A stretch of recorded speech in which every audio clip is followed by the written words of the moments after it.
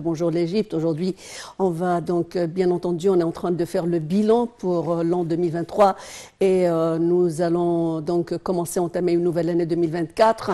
Le temps de pouvoir aussi retracer les plus grandes réalisations qui ont été faites. Aujourd'hui, le focus serait sur tous ces plans et tous ces programmes qui ont visé le personnage égyptien, que ce soit en matière de sécurité sociale, en matière de sécurité alimentaire, sécurité aussi sanitaire et tous les axes dans le cadre de 17 initiatives. C'est le bilan entre 2018 et 2022 des 17 initiatives aux prérogatives présidentielles qui ont visé donc le citoyen égyptien, comme je viens de dire, dans cette approche multi-performance. Donc, pour discuter de l'importance de ce bilan, justement, de ce travail colossal qui a été entamé, 17 initiatives présidentielles qui ont visé la femme égyptienne, le citoyen, qui ont visé les enfants, les handicapés, les fœtus. Nous avons le plaisir d'avoir au bout du fil Dr Raouf Ghafar, notre expert en économie. Bonjour Dr Raouf, merci de vous joindre à nous. Bonjour. Et surtout bonne année. Merci à vous. Merci, vraiment. Alors, je viens de dire dans le cadre de ce bilan qu'on dresse du travail qui a été entrepris par le gouvernement égyptien, ce travail colossal qui s'élève à 17 prérogatives présidentielles qui concernent l'évolution du statut de l'Égyptien dans une approche multidimensionnelle, sanitaire, sécuritaire, alimentaire, agraire, etc. D'après vous, quels seraient par ordre de priorité les travaux qui ont été les plus importants sur ce top 17? On doit commencer, on a commencé par les projets colossaux d'infrastructures et puis on a donné une concentration sur la personne égyptienne, le citoyen égyptien.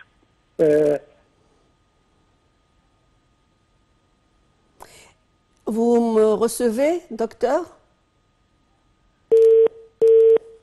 Je pense que donc on a perdu docteur Raouf Ghafar. J'espère qu'on va donc le retrouver. Comme comme on a constaté que durant ces 17 grandes initiatives, un travail colossal qui a été donc jamais observé en République arabe d'Égypte, d'une performance multidimensionnelle qui a concerné le citoyen égyptien, mais aussi les infrastructures, comme a voulu le dire le docteur Raouf Ghafar. Un ensemble donc, qui a commencé par 17 par vie décente et encore 16 autres grandes prérogatives présidentielles. Tout de suite, on va vous dresser le bilan de ce travail qui a également concerné tous les axes, que ce soit créativité, santé, et tout de suite, nous allons, avant peut-être retrouver encore Dr Raouf Ghafar, avant de vous retrouver pour vous retracer. Donc, vous êtes avec moi, Dr Raouf? Oui, oui, oui. Voilà, donc on commence par Vie décente, qui est le projet phare de ce top 17 des initiatives présidentielles. Comment il a contribué à changer la vie des citoyens égyptiens? Je venais de dire tout à l'heure que la concentration est allée envers le bien-être et l'amélioration du niveau de vie du citoyen égyptien. Et la fameuse initiative de Vie décente, c'est de justement élever le niveau du citoyen égyptien pratiquement dans tous les domaines. Ça va en parallèle sur le plan social, sur le plan éducation, sur le plan santé,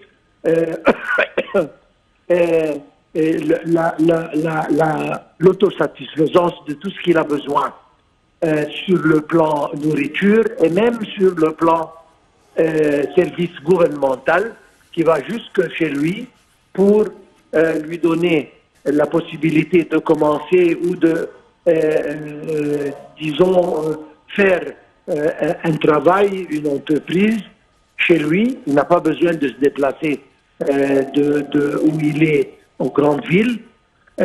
Il est juste chez lui et tous les services, ce sont eux qui se déplacent pour assurer que tout ce qu'il a besoin est chez lui. 58 millions de personnes ont été ciblées par Vie décente.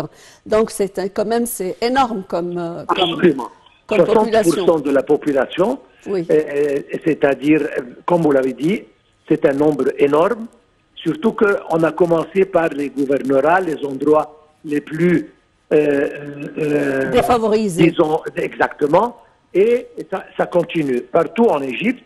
Et on peut remarquer ça très clairement que dans des gouvernorats, surtout en Haute-Égypte, les choses ont tellement changé que vraiment la vie du citoyen égyptien a changé terriblement envers le mieux. Et ça, c'était une initiative très ambitieuse et elle continue jusqu'à présent. Et je pense que ça va même augmenter sur le plan allocation, sur le plan, etc., dans les années qui viennent. Alors, cette question d'aide, je veux dire, l'aide de fournir du travail, fournir des opportunités de travail, soutenir les micros et les petites industries, était au cœur de cette rénovation ou cette révolution, si vous voulez, pour le citoyen. Jusqu'à quel titre ça a contribué à offrir plus d'emplois pour les citoyens? Pratiquement, surtout les femmes. Moi, je me concentre sur les femmes parce que dans ces endroits, les femmes ne se déplacent pas beaucoup. Donc, aller jusqu'à eux et leur offrir des opportunités de travailler chez eux. Il y a beaucoup de produits artisanaux et très fameux dans des différents endroits qui étaient justement, qui voulaient simplement une petite aide ou poussée pour voir la lumière. Et c'est justement ce qu'on a fait. Je pense qu'on a offert des emplois à un nombre considérable, surtout de femmes, et ça a aidé justement à la hausse du niveau de vie. Oui, alors un petit mot avant de conclure avec vous. Donc la santé, la femme, les enfants, les jeunes, toutes les tranches d'âge ont été ciblées par amélioration. Donc comment vous voyez l'avenir justement de ces 17 grandes performances pour pouvoir développer la société égyptienne pour 2024? Ça continue. Les chiffres qu'on lit et qu'on voit, ça s'améliore, ça augmente sur tous les plans de vue. C'est-à-dire, dans la santé, le budget va augmenter. Sur le plan éducation, ça va augmenter. Sur le plan social, ça va augmenter. Même sur le plan recherche scientifique, ça va augmenter. Et ça vise vers le mieux du citoyen égyptien.